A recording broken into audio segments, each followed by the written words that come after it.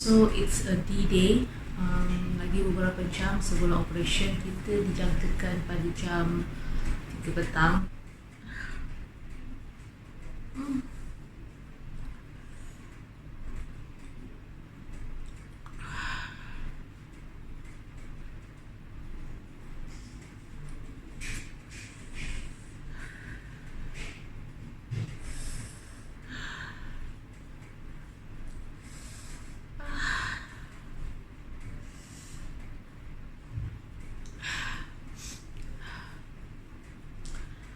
So sejak subuh tadi, hari ni sangat sakit. Dia seolah-olah tahu hari ni nyahlah kau daripada tubuhku. So daripada subuh tadi, even minum air pun dia punya sakit tu macam tadilah dia tiba-tiba dia macam tu, dia sharp pain dan rasa panas macam tu.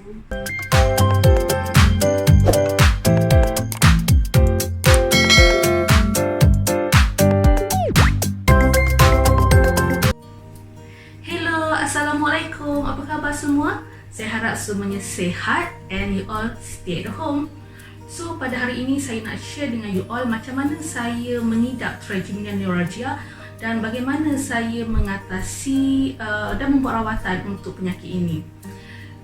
Sebenarnya ia dah agak lama, cuma saya baru perasan lately, iaitu pada bulan 5 saya baru perasan ia adalah trigeminal neuralgia. First time saya sakit benda ni memang rasa bila kita bercakap je kita rasa sharp pain dekat bahagian gigi ni. Jadi saya ingatkan memang sakit gusi lah kan. Jadi saya pergi klinik gigi kerajaan, nak jimat kan, RM1 je bayar. Lagipun klinik kerajaan tu pun tak jauh daripada kolej, jadi minta kebenaran keluar sekejap pergi klinik gigi. And then saya ceritalah dekat doktor sakit gini-gini kan. Dia kata gigi sensitif. Dia kata kena gunakan ubat gigi seperti Colgate sensitif ataupun Sensodyne macam tu. Dan dibuat scaling sikit. So balik tu saya beli Colgate sensitif. Dan lepas penggunaan beberapa kali okey. So okey lah, maksudnya kena gunakan Colgate sensitif. Tapi benda ni dia hilang dan datang balik beberapa kali. So bila datang kali kedua pun sama, saya pergi balik kat klinik gigi kerajaan tu dan saya cerita, dia kata tak ada apa, dia kata nothing serious. Dibuat scaling and then ada benih sikit yang ditampal and then dia kata gunakan Colgate sensitif. Okey. Kali ketiga, keempat dia datang masa tu saya nak pergi umrah kot, tak sempat. Masa tu pun dah covid ke apa kan, tak sempat. So bila datang lagi yang tahun ni, itu yang saya rasa macam doktor kerajaan yang menipu aku. Saya rasa tak hilang pun sakit ni, guna Colgate sensitif pun tak hilang pun sakit ni, makin sakit adalah kan. That's why saya decide pergi ke klinik swasta. Okay, saya rasa dalam bulan 3, bulan 4 macam tu sakit tu datang. Dan pada mula dia sakit tu dekat gusi tau, dekat gusi. And then bila kita berkumur kita rasa sharp pain macam tu. Bila kita gosok gigi pun rasa sakit, tapi kesakitan tu pada saya bearable, maksudnya boleh tahan lah kan. Cumanya bila daripada hari ke hari dia semakin sakit, sampailah dah dekat dengan puasa tu saya rasa macam fikir nak pergi klinik gigi swasta ke tak. So fikir yelah, kita nak puasa, kita mesti nak lebih banyak ambil semayang semua kan. Sebab bila dah dekat, semakin dekat dengan puasa, kita puasa pada masa tu, pada tahun ini adalah 13 April kan. Jadi pada sehari sebelum puasa tu saya decide, okey lah, masa tu ada sedikit duit saving. Saya kata tak apalah, pergi klinik swasta, kita kena rawat penyakit ni sebab kita nak beribadat dengan lebih khusyuk kononnya. Jadi bila pergi klinik gigi, doktor mendapati saya punya gusi saya dah haus, dia macam dah ternaik ke atas. Actually saya pun perasan benda tu, gigi saya macam gusi dia dah macam ada bentuk curve macam tu kan. So bila dia check, sebelah kiri dan kanan ada, cuma sebelah kiri lebih lah. Dan pada masa tu kiri, di sebelah kanan. Cuma pada masa tu kesakitan saya lebih ke sebelah kanan. Dan sebelah kanan ni bila dia check ada 8 yang perlu buat tampalan. So saya fikir 8 banyaknya, patutlah sakit sangat. So kita buatlah tampalan tu. Cuma doktor kata gusi saya pada masa tu agak bengkak dan kesakitan tu dia akan ada lagi lah beberapa hari lagi sampailah bengkak tu surut. okey lah, tak apa, buat rawatan tu, dan kos dia lebih kurang 500 untuk lapar tampalan bersama dengan scaling semualah. Okay. Jadi selepas saya bila dah siap buat gigi tu, saya rasa macam seronok lah. So saya bercerita kat kawan saya, oh aku dah buat dah gigi semua kan. Cerita kat husband pun macam excited lah kan. Saya rasa saya punya kesakitan saya selama beberapa tahun akan berkurangan ataupun mungkin akan hilang, dan saya boleh duduk macam biasa dan sebagainya. Tapi daripada hari ke hari tu, kesakitan tu bukan semakin berkurangan, tapi dia semakin sakit. Sampailah hari seminggu dari selepas saya buat rawatan gigi tu. Masa tu dah berbuka puasa, nak ambil wuduk, nak mandi semua kan. Biasa kalau kita shower daripada depan macam tu, seronoknya nak mandi kan. And then air tu terkena dekat dahi saya ni, and then rasa rasa macam satu kejutan elektrik. So saya macam terkejut sebab tak pernah sakit macam tu. Dekat bahagian gusi ni kesakitan dia sama. Seminggu selepas rawatan gigi tu, saya tak boleh nak touch even satu rambut pun dekat tengah ni. Yang tu bukan setakat rambut, tapi dekat forehead, dekat dahi ni pun tak boleh nak sentuh, sangat sakit. So pada masa saya macam pelik. Dan saya rasa macam ia tak ada kaitan dengan gigi, mesti ada benda lain. So saya search Google pada masa tu, pain on your right face, on your face macam tu. So bila saya Google tu, saya jumpa perkataan trigeminal neuralgia. Dan pelik lah, kita pada masa tu nak sebut pun susah, trigeminal neuralgia kan. Okay, so saya kata ni nak jumpa doktor gigi ke nak jumpa medical doctor? Pergi jumpa doktor biasa kena bayar pula duit kan. Hari tu dah habis dah 500 kan. Jadi saya pergi balik jumpa dentist saya hari tu, dan saya explain kat dia kenapa sakit saya tu semakin sakit, tak berkurangan. Dan saya explain kat dia, even saya punya rambut dan forehead saya ni pun sakit. Dan dia check balik, dia check tampalan yang dia dah buat tu. Dia kata tak ada tampalan dia yang dah crack. So bila saya explain kat dia kenapa sakit sampai ke atas, tak boleh nak touch, dia kata kalau sakit gigi dia tak akan macam tu. Dia kata mesti ada benda lain, dan dia advise saya untuk pergi jumpa doktor medical dan tanyalah kan penyakit apa kan. So saya frust, saya kata apa benda what happened to me macam tu.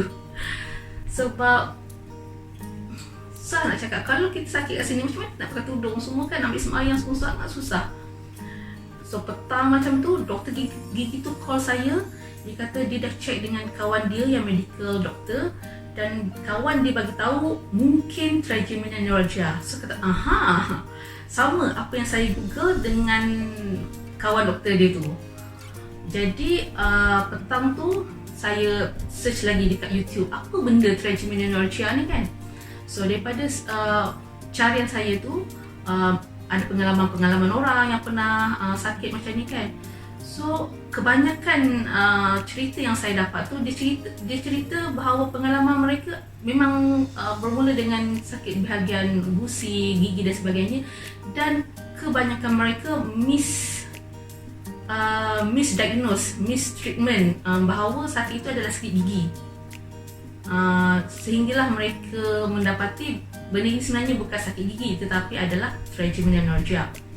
Dan daripada cara mereka describe kesakitan yang mereka alami dan sebagainya, saya rasa macam lah sakit tu sama dengan sakit yang aku alami. Jadi saya kata so rasanya aku ni sakit saraf. Trigeminal neuralgia ni adalah saraf, di mana di bahagian muka kita ni satu side dan satu side. Satu side ni ada tiga saraf, maksudnya daripada otak lalu kat bahagian atas telinga, V1, V2, V3. Dah tahu V1, V2 sebabnya dah jumpa doktor kan. So ada 3 saraf utama, and then daripada saraf utama tu baru dia berpecah-pecah adalah saraf-saraf yang lebih kecil. And then daripada Google tu juga saya dapat tahu apakah jenis rawatan yang diterima oleh pesakit-pesakit seperti ini kan. So daripada ubatan, ada yang radiografi, something dan ada juga yang suntik, dan yang paling mujarab adalah melalui surgery. So when we talk about surgery, kos dia memang sangat mahal lah, which is I can't afford lah untuk surgery tu dengan my own money. Kalau saya nak tunggu gunakan GR saya sebagai penyewa awam, saya rasa sangat lama saya nak tunggu queue dengan keadaan COVID yang semakin mencanak-canak sekarang ni. Dan sebenarnya Trigeminal neuralgia ni bukanlah penyakit yang mengancam nyawa, tidak. Dia tidak mengancam nyawa, tapi dia mengganggu kualiti hidup sebab dia sangat painful. Tapi dia tak akan membunuh you. Dia akan hanya killing you inside. Killing you inside softly. Macam tu. Dia punya kesakitan tu membuatkan you murung, membuatkan you rasa nak bunuh diri. Yes, daripada pencarian saya dekat Google dan sebagainya, Trigeminal neuralgia juga dikenali sebagai suicidal illness, penyakit bunuh diri. Suatu ketika dulu, ketika tiada teknologi untuk merawat penyakit ini, pesakit yang mengalami penyakit ini tend to suicidal, suicide, cenderung untuk membunuh diri kerana kesakitan ini memang tidak tertanggung. Cumanya apabila saya melihat atau melihat video daripada pesakit trigeminal itu sendiri, saya mendapati kesakitan yang saya alami tidaklah severe, tidaklah teruk sangat. Maksudnya saya masih boleh bertahan lah, maksudnya still boleh pergi kerja, still sometimes masih lagi boleh senyum, and I'm grateful for that. Cumanya semakin hari dia semakin sakit dan membuatkan saya kata, tak boleh, aku tak boleh nak hidup dengan penyakit ni, tak boleh dah rasa macam tu. And then I contact my agent, tanya kalau saya, masa tu saya share link dekat dia rawatan untuk trigeminal, which is surgery tu. Bila saya tanya dengan agent saya, adakah insurans saya cover untuk rawatan ni, so dia dah check, so dia kata boleh cover, insyaAllah boleh cover, dengan syarat saya admitted dan mendapatkan rawatan yang sepatutnya lah.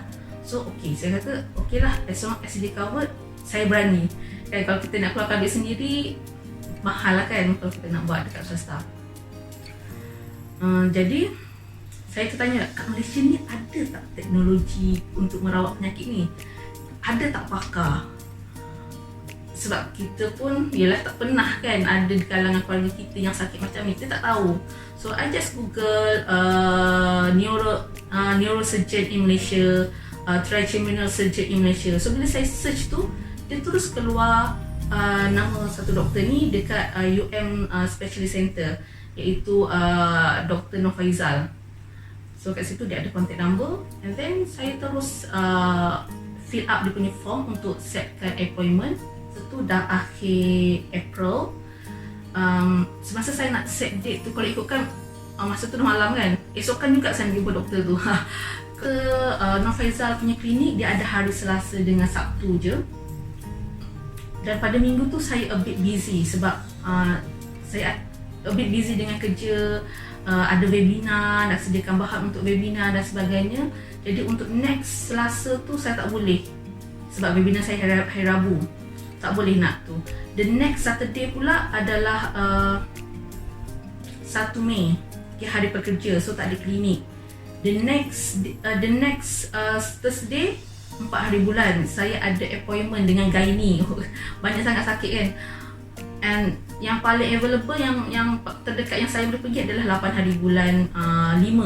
So saya buat appointment 8 hari bulan 5. So nak jadikan cerita,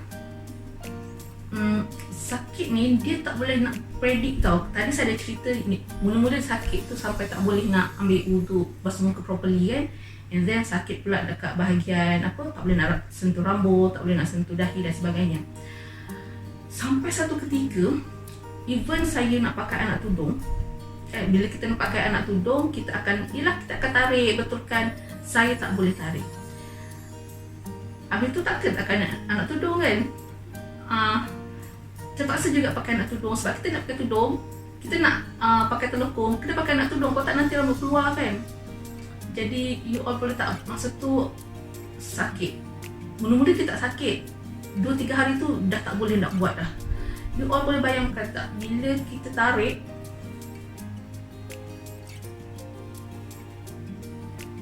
Even sekarang pun bila saya bayangkan,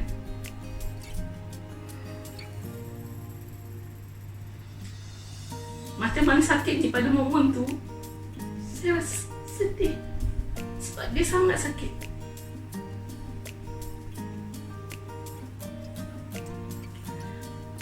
Bila nak tarik anak tudung tu, dia very sharp pain, rasa tajam, rasa kepala you ditikam-tikam, at the same time rasa berat. So saya boleh membayangkan dia masuk selalu macam you digilis oleh trailer hidup-hidup. Saya tak pernah pun digilis trailer, tapi kesakitan tu saya rasa macam tu.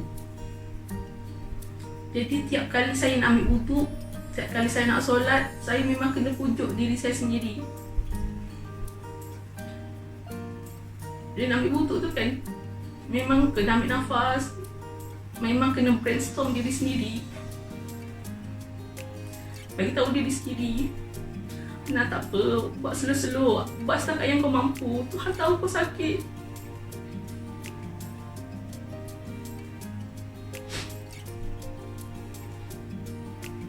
Kau kena juga ambil wudu. Macam mana kau nak sembahyang kalau kau tak ada wudu? Okay, dah pucuk diri tu, buat slow-slow. Sebab yang sakit tu dekat bahagian muka, sebelah kanan je sakit. And then, okay, dah selesai lah tak wudu. Bila nak pakai telekong pun sama. Kena pujuk diri, cakap, Ana memang sakit, tapi azab Tuhan tu lagi sakit. Kau kena solat juga macam mana pun. You tahu, sakit tu sampaikan rasa macam tak nak pakai tudung, nak free hair, tak nak solat, sebab sangat sakit setiap perbuatan tu. Tapi kena pujuk diri sebab tak sembahyang kan. So pada 27 hari bulan 4, saya ingat tarikh tu sebab pada tarikh tu saya menjadi panel untuk webinar.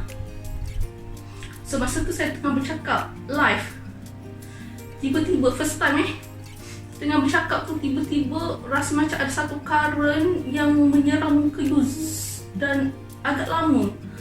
Tapi you tak boleh buat apa, macam zzz, macam tu. Dan pada hari tu dua kali kesakitan zzz kat muka ni menyerang. First masa saya webinar, satu lagi masa tu tengah borak dengan kawan. Kesakitan tu macam mana masa tu macam nak marah, rasa macam nak gaduh dengan diri sendiri. Kau nak apa sebenarnya? Kenapa kau buat aku macam ni? Jadi bila macam tu saya kata macam kena jumpa doktor ni cepat. Sebab I can't take it anymore. Tapi tak apa, sabar lagi. Balik petang tu nak bercerita dengan husband lah kan tentang webinar yang kita buat pada hari tu. And then duduk dekat kipas, ada kipas kecil kat atas meja. Dan betul-betul di kipas, so saya duduk sini, saya on.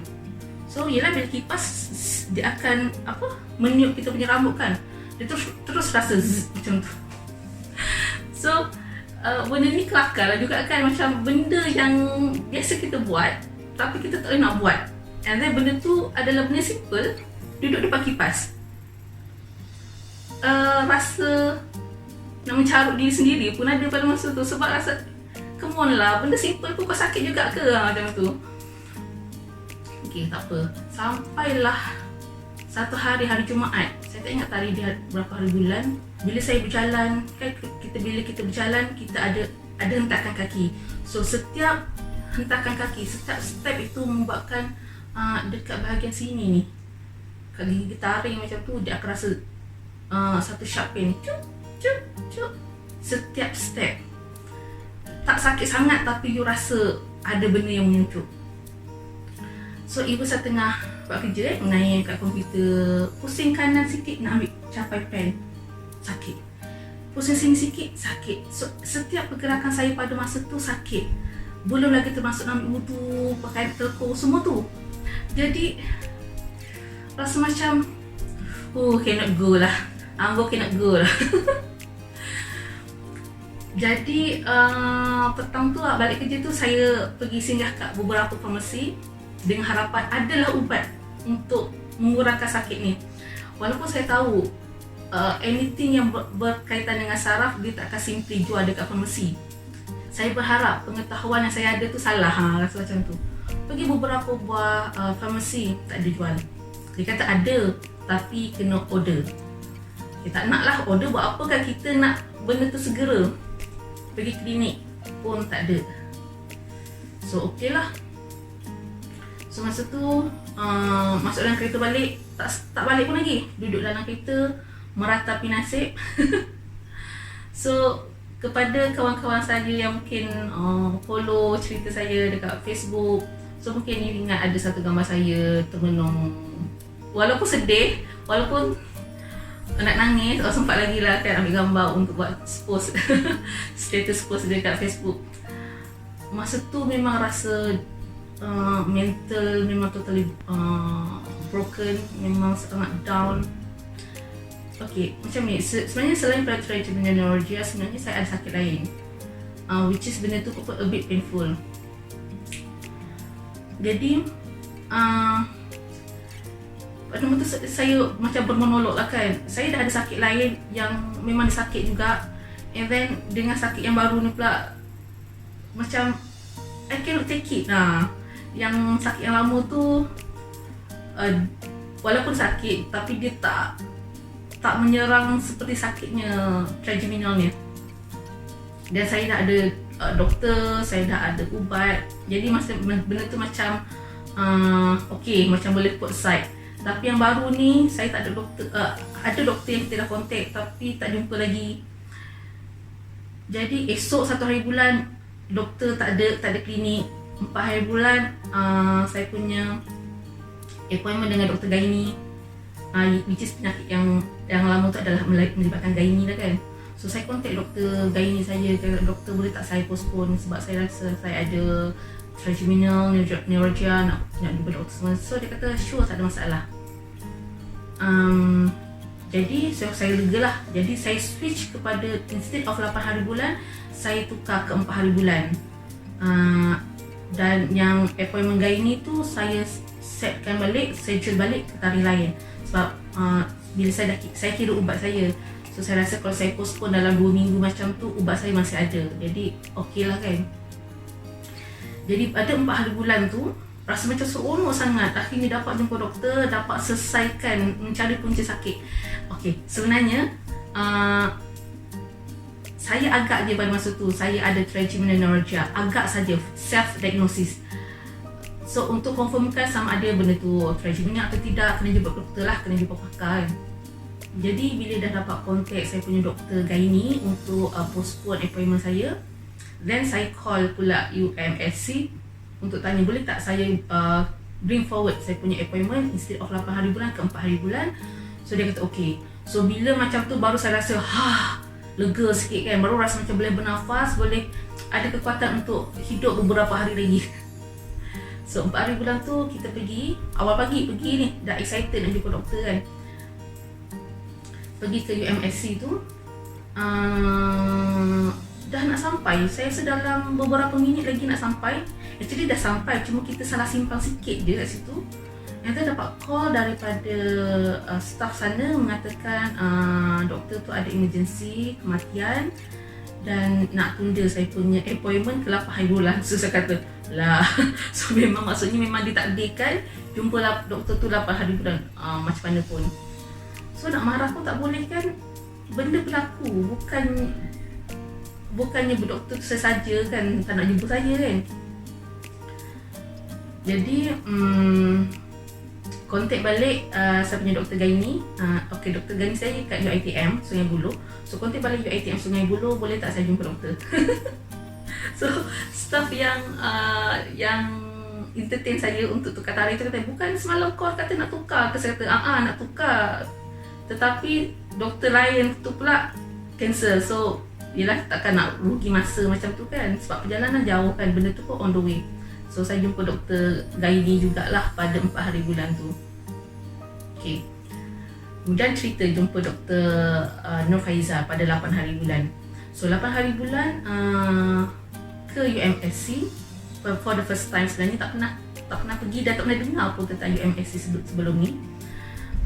Okey lah, parking sebab bukan drive sendiri kan, so masalah parking bukan masalah saja. Aku jumpa doktor dekat UMSC. For the first time kena bayar deposit 300. Kalau ada lebihan bayaran tu dia akan pulangkan balik. Kalau kurang kita kena tambah lah. Itu for the first time. So bila jumpa Dr. Nur Faizal, so saya explain kat dia lah macam mana kesakitan saya dan sebagainya. So dia kata berdasarkan description saya tu 90% adalah trigeminal neuralgia. Cuma to be confirmed, is it betul trigeminal atau tidak, kena buat MRI lah.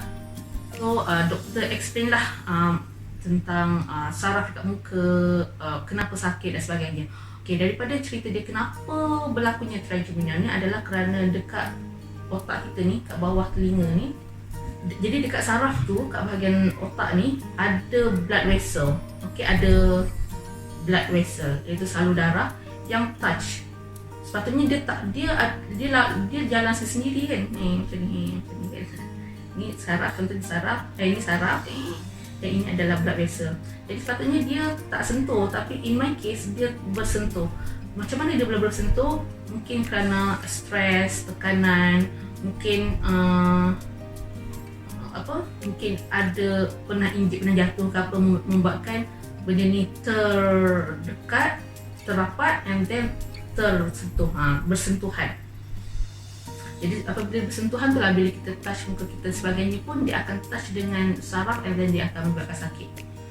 Okay, so cost untuk first consultation saya sebenarnya jumpa doktor tak mahal pun, adalah 160. Cuma pada masa tu doktor ada bekalkan saya 2 jenis ubat. Satu ubat apa tak nama dia, yang tu doktor supply untuk 6 bulan. So ubat yang tu mahal, 200 lebih, RM210 untuk 6 bulan, untuk 6 minggu. Dan satu ubat macam painkiller, tak ingat dah berapa cost dia, yang tu murah sikit lah. Jadi cost pada masa tu consultation 160, and then ubat, and then ada registration fees dalam 400 something. So bayar je lah. Okay. And then saya contact my agent, ni boleh claim tak? Dia kata kalau ada treatment, ada maksudnya saya admitted within 30 hari, so yang ni boleh claim. Okay, macam lega sikit lah walaupun kita keluarkan duit dulu kan. And then kita buat pula MRI pada 15 hari bulan. 3 sahaja yang di request oleh Dr. Nur Faizal. Jadi MRI saya memakan masa yang sekejap saja, iaitu 30 minit saja. So sebenarnya saya selalu sangat hospitalized, masuk ward sebagainya. Jadi saya dah pernah rasa CT scan, X-ray and so on. Jadi bila MRI je tak pernah try. Jadi I'm actually quite excited untuk buat MRI sebab tak ada pengalaman. Okay, saya sebenarnya berminat dengan bidang perubatan, cuma saya tak berminat untuk bekerja dalam bidang perubatan sebab tak suka tengok orang sakit, sebab diri sendiri sakit, macam tu. Jadi saya actually excited nak masuk dalam terowong MRI tu kan. So saya tengok a few videos, macam mana pengalaman orang, macam mana prosedur MRI dan sebagainya. So pada hari tersebut saya dah prepare pakaian yang sesuai untuk menjalani MRI, which is tak ada besi-besi, maksudnya tudung semua pun tak ada lah, brooch semua tak ada, supaya kalau boleh kita nak less buka baju. Sebenarnya leceh kan buka baju semua, mungkin lelaki senang juga, saya rasa kalau perempuan susah kan, buka tudung, nak buka tu buka ni, leceh. So saya cuba pakai yang sehabis baik untuk buat MRI pada tersebut. Dah habis semua prosedur tu, saya dapat satu salinan MRI tu.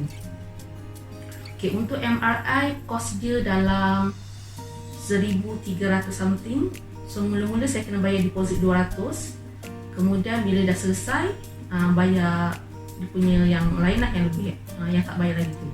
Okay, esok harinya saya excited nak tengok saya punya MRI, sebab konon-konon nak cuba fahamkan lah kan, sebab walaupun kita tak ada background medical pun, tapi rasa macam Okey, satu lagi sebenarnya Dr. Nurfaiza kata mungkin satu yang saya kata kenapa punca trigeminal tu kan mungkin blood vessel. Satu lagi dia kata mungkin juga ada ketumbuhan or something yang menghimpit saraf. So sebenarnya kita takut kalau ada ketumbuhan. Kan sebab saya ada my student, ex student lah, sebab dia berhenti, dia ada ketumbuhan ke otak, and then sampai sekarang pun dia tak pulih sepenuhnya. So itu yang saya takutkan sebenarnya. Jadi rupanya bila kita tengok CD tu ada 400 lebih gambar pelbagai position yang saya tak faham pun. Ada gambar tu dia macam seolah-olah kepala saya macam kepala Squidward. Squidward dalam SpongeBob. Ada satu image tu macam hantu. So tak faham apa pun. Apa benda yang nak tengok tak faham pun.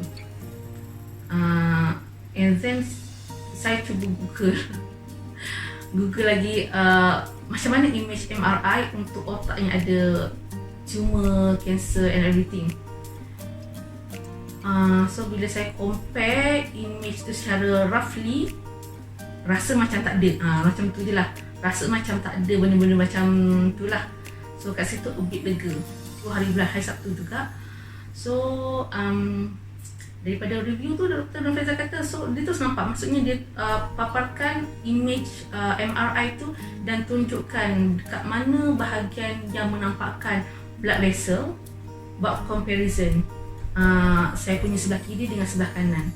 So sebelah kiri saya punya nerve macam ni bentuk dia, sebelah kanan nerve saya nampak ada satu garisan yang lebih tebal yang hitam. So itu adalah blood vessel. So dia kata okey, daripada MRI ni memang confirm trigeminal. So dia kata buat operation je lah. Okey, sebenarnya masa saya jumpa doktor untuk first time pada 8 hari bulan tu, so saya cakap dengan doktor, kalau benda ni betul trigeminalgia, saya opt to operation. Maksudnya saya tak nak lah rawatan-rawatan jenis lain, sebab kita tahu insurans kita cover kan, jadi kita rasa yakin nak buat surgery, senang kita settlekan, kasih settle penyakit ni. Jadi that's why pada 22 hari bulan tu doktor kata okey lah buat operation bulan 6. Saya kata lagi cepat lagi bagus. So 22 kita jumpa dia, so doktor setkan appointment pada 25.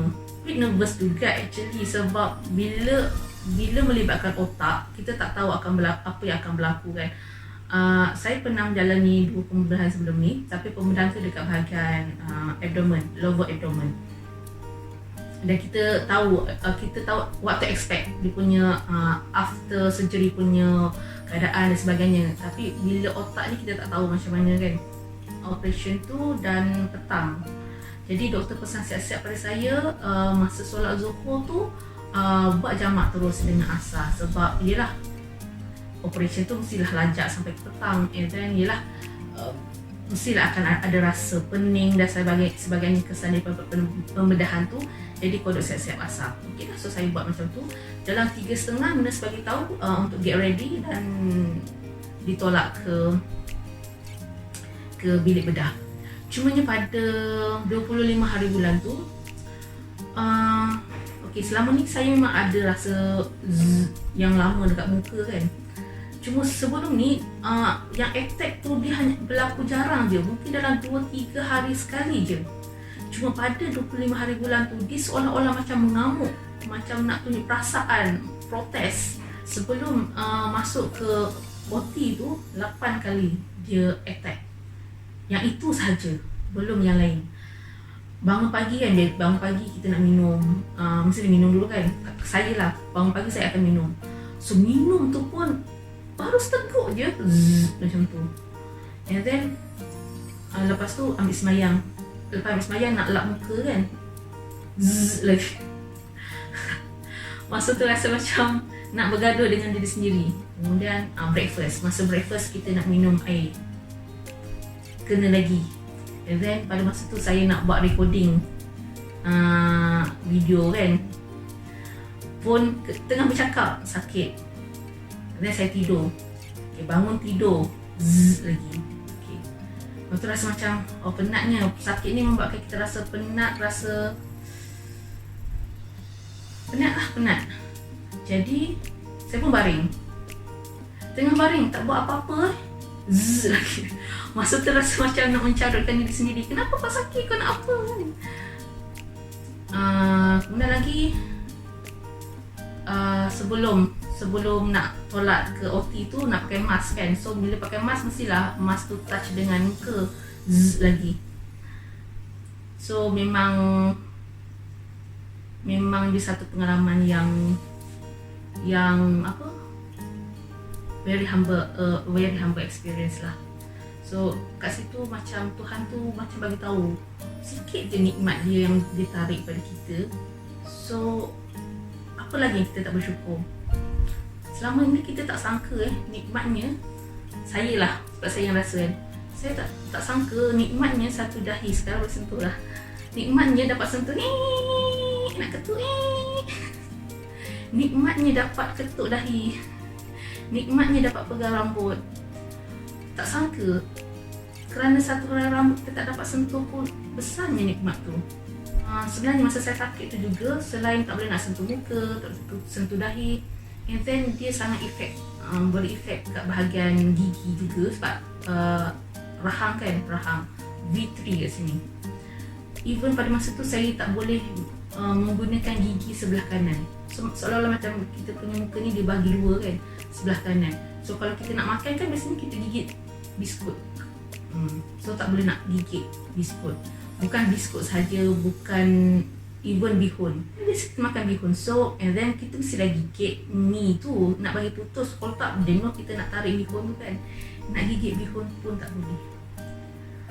At the end apa yang saya kena buat, saya kena make sure saya akan ambil dalam kuantiti yang saya akan ambil dalam kuantiti yang kecil, yang sedikit, and then make sure kita masukkan sebelah kiri saja.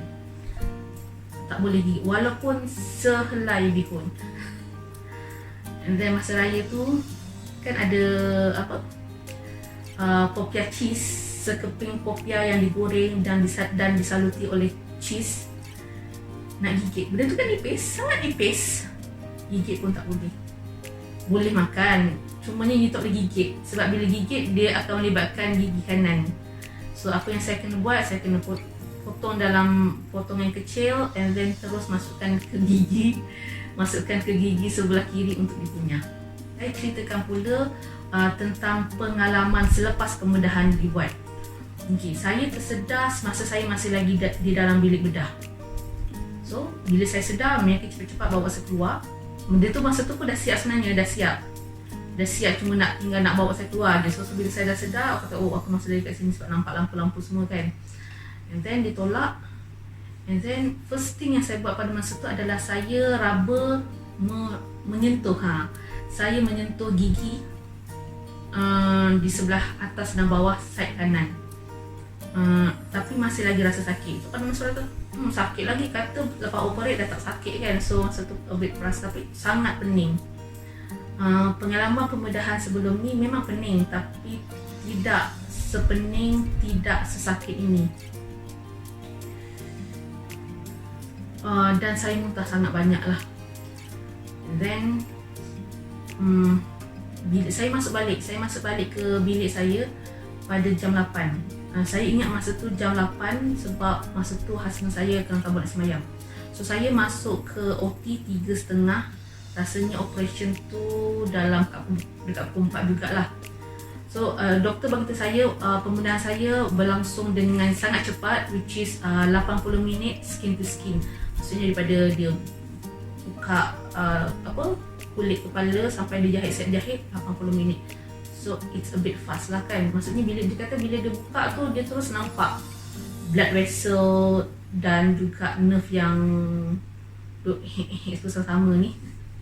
Jadi maksudnya dia tak memakan masa yang lama untuk mencari benda tu. Cumanya bila pembedahan tu melibatkan otak, dia bukan sahaja pening, dia juga sakit. So lepas pembedahan tu, bila saya tengok image, saya akan nampak benda tu macam berbalang-balang, berlapis-lapis. Jadi saya tak boleh buka mata, so saya hanya mampu pejamkan mata saya saja. So sebenarnya selepas pembedahan tu, saya kena berada di HDU. Ada satu unit HDU sebab dia nak memastikan rawatan tu lebih rapi lah kan. Tapi entah macam mana, semasa saya berada dekat recovery area tu, doktor kata tak payahlah masukkan dia ke ICU, hantar dia balik ke bilik. Saya tak tahu reason dia kenapa. Nurse pasangkan saya dengan oksigen dan pada saya dia busuk, sangat busuk. Tak tahulah, mungkin kita pun pening, lawyer semua tu kan. Jadi plastik kan dia ada satu bau juga kan. Dan saya buka benda tu. Bila dia masukkan, kita lagi muntah kan. And then bila dia perasan saya buka benda tu, kata, puan kenapa buka kan? Dia tak masa tu dia tak panggil saya puan kot, dia panggil saya Aunty kenapa buka? Aunty boleh, dia kata kena pasang dia ni sebab baru lepas operation. Nanti tak cukup oksigen. Lepas tu fikir, tak cukup oksigen? Nanti otak aku tak cukup oksigen, sel otak mati, nanti aku jadi bodoh. Okey, cepat-cepat pakai balik. Cuma ni okey. Saya minta maaf kepada nurse tu sebab saya termarah dia. Pada nurse UMSC, saya rasa dia orang Borneo, Sarawakian kalau tak silap saya, kecil-kecil mulut je orangnya. Saya minta maaf sebab saya termarah pada you pada hari tu. Sebab dia panggil saya aunty daripada recovery area sebagai aunty. So saya a bit pissed off. So saya minta maaf. Mungkin saya tak patut cakap macam tu, marah dia kan. Cuma inilah biasa orang sakit kan, dia hilang kesabaran sikit. Minta maaf ya. Okay, so daripada malam lepas operate tu, sampailah keesokan hari tu, full day tu saya memang tak mampu buat apa-apa. Memang terbaring je, tidur je sebab sangat pening, sangat sakit kepala. Bangun pun sekejap je nak pergi ke toilet dan untuk solat. Mula-mula tu kan masuk ke bilik balik, ke ward balik tu pada pukul 8 kan, tak sembahyang maghrib lagi. Tapi tak mampu nak solat. Memang tak mampu nak buka mata. So pada masa tu memang saya berdoa, saya kata ya Allah bagi aku okey sikit sebab tak solat lagi ni. Takut terlepas subuh semua kan, maghrib, isyak lah ke mana kan. Sebab tak tahulah, bila kita dah diuji dengan kesakitan tu, sakit tu memang sangat sakit. Tapi saya yakin azab Tuhan tu lagi sakit. Jadi takut mati sebelum sempat solat macam tu. So dalam pukul 2 pagi macam tu rasa macam dah okey sikit lah kan. So saya minta tolong husband saya ambilkan wuduk semua, and then solat lah, kita buat solat jamak. Tapi dah siap solat isyak, muntah sebab sangat pening. And then dah okey sikit, baru sambung solat maghrib. Tak tahulah, kadang-kadang rasa macam Tuhan terima tak solat aku pada masa tu sebab rasa macam entahlah betul tak bacaan aku macam tu. Apalah, rasa macam nanti bila dah okey sikit rasa nak kena kodok balik lah. Sebab rasa macam sendiri tak yakin kan. Tak tahu sebab masa tu memang pening. Cumanya masa subuh tu saya cakap dengan husband, saya rasa saya tak selesa sembahyang macam tu. And then saya nak pergi kencing kat toilet. Saya tak nak gunakan besin macam tu sebab saya tak yakin. Basuh pun tak yakin macam tu. So malam sebenarnya masa saya nak kencing tu, dia bagi saya besin untuk saya kencing. So sangat tak selesa. Tapi pada masa tu memang tak mampu nak bangun. So masa subuh tu saya rasa saya cuba untuk pergi toilet sendiri, ambil wuduk dengan lebih proper lah kan. Dan subuh tu saya dah sembahyang duduk. Tapi memang duduk sepenuhnya. Dan sangat lemah lah. Maksudnya kalau macam takbir pun tak adalah takbir betul. Takbir sekadar buat syarat angkat tangan sebab masih tak larat kan. Rabu tu pagi pukul 11 macam tu kot, doktor datang check. So doktor kata okey dah boleh discharge lah kalau nak discharge. So kata baru semalam operate nak suruh aku keluar hari ni kan. UM dekat PJ, rumah saya dekat Talumpang. Sangat jauh, 1.5 jam perjalanan. Rasa macam tak mampu kan. Tak mampu nak duduk dalam kereta lama. Jadi nak keluar tu, nurse tolong tolakkan untuk keluar. Even naik wheelchair tu pun memang sangat pening. Dah tak muntah sebab nurse dah bagi ubat, dah injek ubat untuk tak muntah kan. Cuma sangat pening. So kena tutup mata lah supaya kurang sikit pening. And then tunggu kat luar tu sementara husband pergi ambil kereta. Even sambil tunggu tu pun dengan ada matahari kena muka, dengan ada kereta, dengan ada orang lalu lalang pun rasa macam peningnya, rimasnya macam tu. So ada satu gambar nak juga selfie nak juga selfie pada hari discharge tu, untuk tengok. Even nak selfie tu pun tak mampu nak fokus pada kamera. That's why mata saya nampak macam uyu macam tu. Hari kedua selepas operation, hari ni kejap lagi kita akan discharge. Masa lagi pening, rasa macam di awang-awangan. Doktor kata sebab air dalam otak tu dah berkurangan, dah keluar hari tu kan. Bila sampai rumah, memang kepala sangat sakit lah. Ambil Panadol untuk tidur. Cumanya apa yang berlaku adalah doktor ada tanya sebelum tu, pada hari Rabu tu doktor ada tanya, sakit lagi tak muka? Saya kata tak sakit. Maksudnya bila kita touch dah tak sakit lah. Touch gigi pun tak sakit. Cumanya lepas doktor balik tu baru rasa dekat gigi taring. Gigi taring ni bila kita tekan memang ada rasa sharp pain. Even bila macam masa tu pening. So sebenarnya bila kita pening, kita tak boleh nak berfikir dengan waras sangat kan. So bila petang tu macam dah okey sikit pening, bila cuba touch muka betul-betul, dia tak sakit macam sakit yang hari tu, tapi dia ada rasa ngilu. The whole face sebelah kanan rasa ngilu. Jadi masa tu kata, kenapa sakit lagi? Tadi masa doktor tanya tak sakit pula kan. Macam tak boleh nak sense benda tu. So bila sampai rumah tu dah pukul 6 macam tu kot. So kita pun nak ambil wuduk untuk solat asar kan. Jadi bila kita cuci muka tu, tiba-tiba rasa zzz balik. Kenapa ni? Takkanlah sakit tu tak hilang lagi. So untuk apa aku buat operation and then suffer pening, sakit kepala berjahit, berlubang otak aku berlubang tengkorak kan. Untuk apa pun sakit lagi kan. And then gigi dekat gusi ni pun memang masih lagi sharp pain. So kita kata betul ke keputusan yang aku buat untuk buat operation ni kan. Kalau sakit ni tak hilang lagi, tak guna lah kan. Rasa macam sia-sia je lah apa yang aku buat sia-sia je pembedahan ni, rasa macam tu.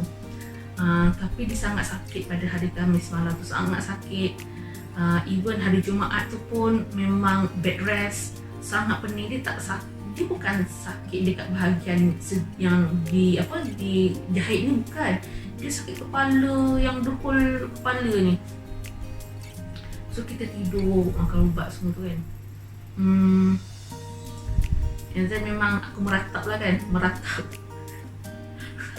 tapi bukan bermakna saya menakutkan you all. Kalau you all mungkin ada sakit seperti yang saya alami, jangan takut untuk buat pembedahan.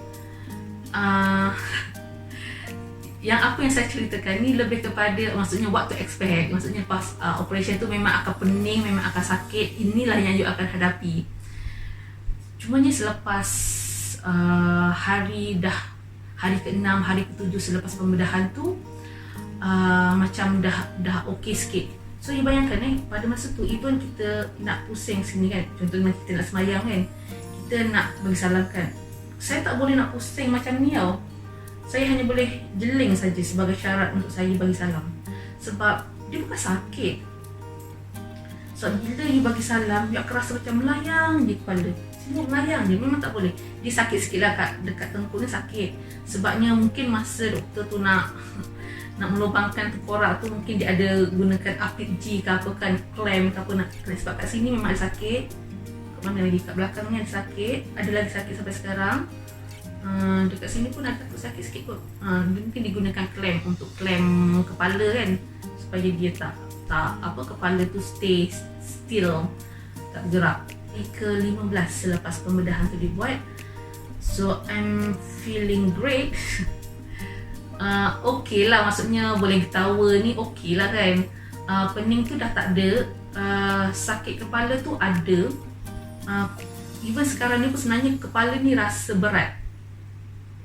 Cumanya berapa berat rasa kepala ni depends pada keadaan lah. So macam hari ni rasa berat, cuma rasa okay sikit. So that's why hari ni kita buat shooting. Luka ni macam dah kering sikit, cuma ada luka kat bawah, bahagian bawah sikit ni dia mungkin tergaru, mungkin tergesing dengan bantal ke apa kan, jadi dia ada merah-merah, mungkin luka balik sikit.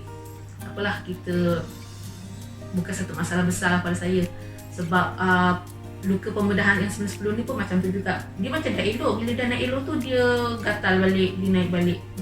Saya perasan kalau saya buat kerja-kerja yang heavy, bukan heavy lah maksudnya, contohnya basuh pinggan banyak sikit, so petang tu memang dia akan rasa sakit. So maksudnya sebenarnya kena betul-betul bed rest, maksudnya otak you kena relax, kena baring sebenarnya. Tapi kalau baring banyak sangat aku sakit juga kan, sakit badan lain, sakit tulang belakang pun, lenguh-lenguh pula kan. Tapi you memang kena rehat, you kena rest. Kalau tak baring pun at least duduk, jangan buat kerja-kerja berat, jangan angkat barang. Sebab bila even sebenarnya kan, kadang-kadang saya buat juga sebenarnya, sebab susah kan. Sometimes kita nak angkat barang tu, kita nak harapkan siapa? Mungkin kalau orang yang ada anak-anak yang dah besar sikit boleh suruh kan. So kan everything nak harapkan husband kan. Bukan bermakna dia tak membantu, dia membantu, cumanya sometimes kita rasa macam nak buat sendirilah, cepat sikit kan. Tapi saya memang rasa bila saya angkat barang yang agak berat, even buku yang tebal macam ni pun, bila kita angkat kita rasa sakit macam tu. Ataupun daripada duduk saya nak bangun, so dekat bahagian belakang ni dia ada satu macam tu. Cumanya pasal macam ni lah, kalau nak layan sangat sakit tu tak boleh buat apa lah kan. Cuma mula-mula seminggu pertama tu memang down lah, sebab bila pening memang saya tahu apa tu nak buat kan. Cumanya saya masih semayang duduk, tak adalah fully duduk. So maksudnya masa baca Fatihah, rukuk saya boleh buat properly sekarang. Cumanya sujud, hari tu saya cuba buat beberapa kali. Cuma saya perasan bila saya buat, hari tu saya buat sujud, so lepas tu saya akan sangat sakit kepala. 2-3 kali juga saya buat. So bila kita perasan masa sujud tu, dia cuma rasa sakit, bukan sakit lah, dia rasa compression dekat bahagian yang berjahit ni masa sujud tu. Lepas 3 kali try sujud properly, dan sakit tu sangat keterlaluan lah pada saya. So saya decide jangan over. Walaupun kita rasa kita nak solat seperti biasa, tapi kita pun jangan overdo lah kan, maksudnya. Okay, so selepas tu saya tak buat dah. Cuma apa yang saya buat, walaupun saya semayang sujud, rukuk tu saya make sure saya betul-betul rukuk lah, maksudnya betul-betul rapat gitu. Kalau sebenarnya sujud tu sekadar syarat je kan. So dia depends lah sebenarnya kan, dalam Islam tu sendiri pun ada rukhsah kan. Jadi jangan overdo lah, kita tahu kemampuan kita setakat mana, jangan membuatkan ia memburukkan lagi keadaan, macam tu.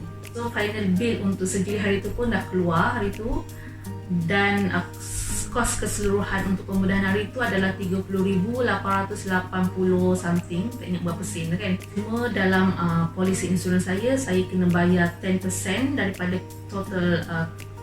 total cost, ataupun maksimum 2,000. Jadi okey lah, fikir okey lah 2,000 instead of 30,000. Duit tu tak banyak tapi ada. Lagipun saya rasa dengan 2,000 tu compare dengan kesakitan yang saya alami tu, saya rasa tak ada apa sangat lah. Betul bila kita sakit ni kita rasa macam sanggup bayar apa saja supaya sakit ni hilang. Dan alhamdulillah hari ni dah hari ke-15 kan, dan alhamdulillah dah tak rasa sakit kat muka. Yang saya cakap tadi, rasa ngilu tu pun dah tak ada. Gigi pun dah tak ada rasa sharp pain dan sebagainya. So saya punya kesihatan pun dah semakin baik, and I'm very grateful for that, alhamdulillah. So sebelum saya mengakhiri video pada hari ini, ada 2 pesanan saja. First, ambillah insurans. Saya tak jual insurans, tapi ia sangat penting sebab kita tak tahu bila kita akan sakit, dan who knows, sebenarnya kan saya sakit Tribunal Norwegia ni yang agak rare dan cost dia 30,000 something. Kalau you ada saving boleh keluarkan selepuk 30,000 macam tu, yes, go ahead.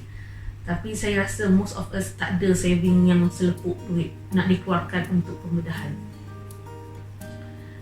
Carilah mana-mana syarikat insurans ataupun agent insurans yang you all trusted. But mesti ada insurans. Doesn't matter sama ada you government servant, doesn't matter sama ada you ada company punya insurans, tapi penting untuk ada insurans sendiri. Sebab even kalau company punya insurans pun mungkin dia ada limitation, right? Right. Itu yang pertama. Yang kedua, jagalah solat. Macam mana pun you punya sakit, jaga solat. Sebab apa? Sebab orang selalu cakap kan, Allah uji sebab Allah sayang. Tapi ya, betul. Allah uji sebab Allah sayang kita. Sebab Allah nak bagi peringatan kepada kita.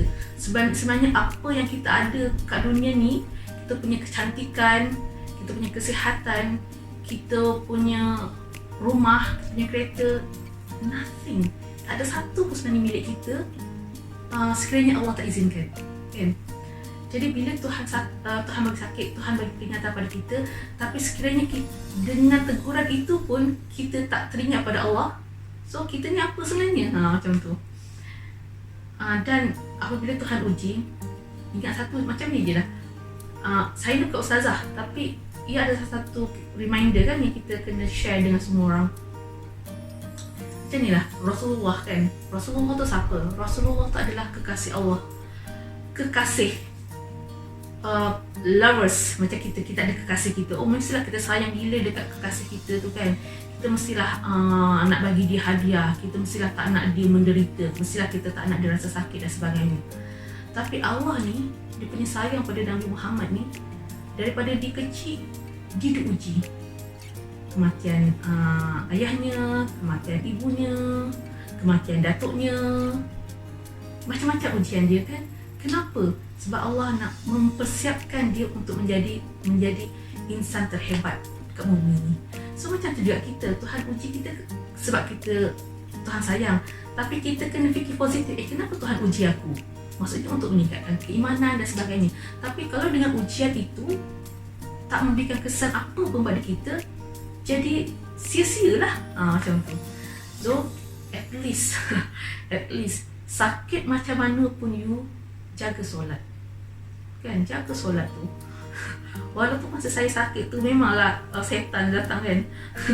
Masa tu nak puasa tak ada setan jadi sendiri je cakap tak nak pakai tudung semua tu. Tapi yang nasib baik ingat, azab Tuhan tu maha hebat.